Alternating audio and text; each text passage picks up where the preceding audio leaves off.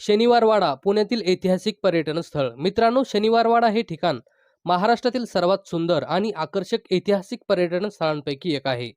पूर्वीच्या काळात मराठाशाही वास्तुकलेचे एक उत्कृष्ट उदाहरण म्हणून शनिवारवाड्याकडे पाहिले जायचे. भारत सरकारने या वाड्याला 17 जून 1919 मध्ये महाराष्ट्रातील राष्ट्रीय संरक्षित स्मारक म्हणून घोषित केलेले आहे.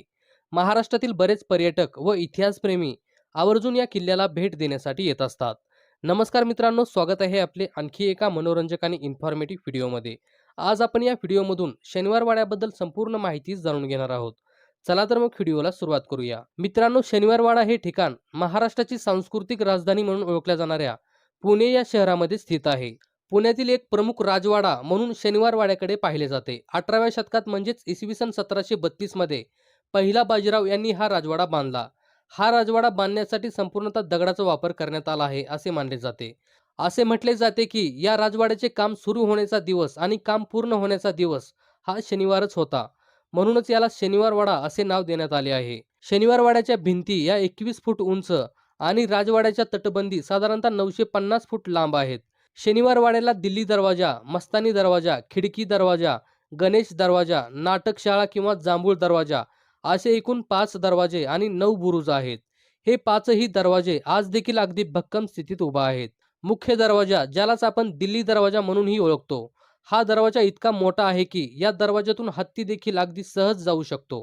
शत्रूचे आक्रमण रोखण्यासाठी या दरवाजावर लोखंडी खिळे देखील बसवलेले आहेत. त्याचबरोबर शनिवारवाड्याच्या आतमध्ये आपल्याला मुघल स्थापत्य शैलीचे दर्शन घडवणारे फुलांचे कोरीव काम आणि भित्तिचित्रे देखील पाहायला मिळतात. त्याचबरोबर असे देखील म्हटले जाते की या किल्ल्यामध्ये नारायणराव यांना त्यांची चुलती आणि चुलत्याने वय वर्षे 18 मध्ये मारले होते.